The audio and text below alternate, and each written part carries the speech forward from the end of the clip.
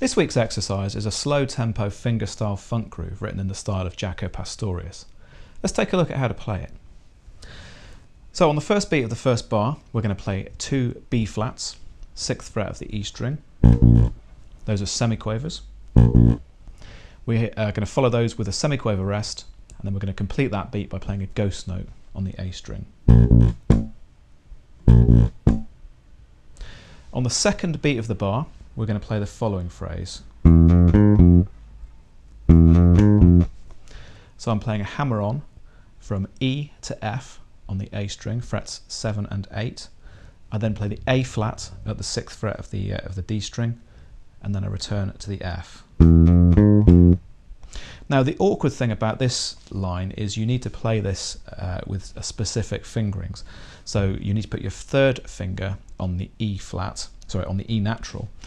Fourth finger can cover the F, and then your second finger can play the A flat.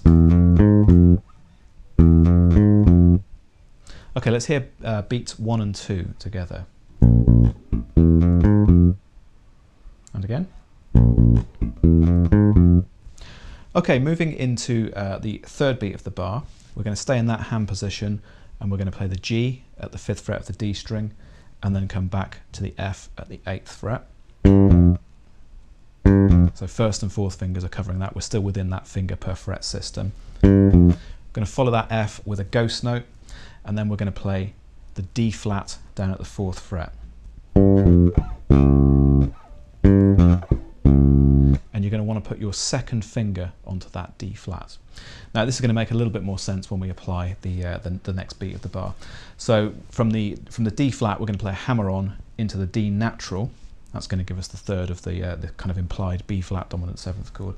So the first note of beat 4 is the D natural, and then we're going to come down onto the E string and play B flat, that's at the 6th fret, A flat at the 4th fret, and then the G at the 1st fret. And you can use fingers 4, 2 and 1 for that. So again, we're in the finger per fret system, but we've moved down a couple of frets. Okay, let me play all of bar 1 so you can hear what it sounds like when you stick it together. And again.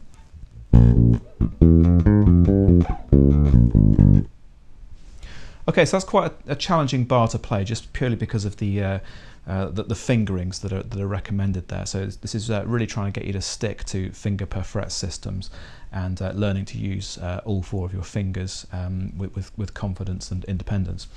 Now the good news is, once you've got bar 1 down, bar 2 is exactly the same, and as we move into bar 3, we're going to see that bar 3 is almost exactly the same as well.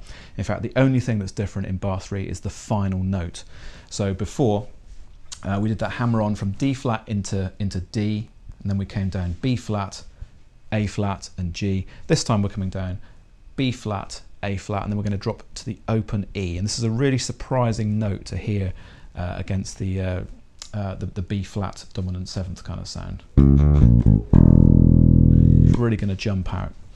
So this is then going to tie across into the 4th and final bar of the exercise. So whilst we've got the open E ringing, we're going to play a couple of harmonics across the top of it.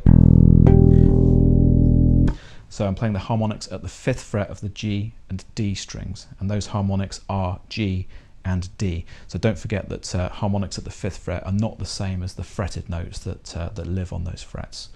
So we've got the open E, play those harmonics, and then we're going to play the open E again after them. Okay, now to complete this line, we're going to play an ascending part that moves up the neck. So we're going to move from the open E onto the F. That's coming in at the beginning of, the end of beat 2, tying into beat 3.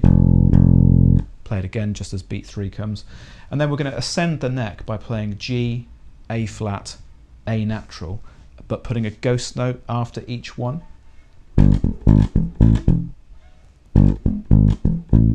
Like so. And that brings us back into the beginning of the exercise. Okay, so I'm going to play you bars 3 and 4 together now, so you can hear what they sound like when you put them together.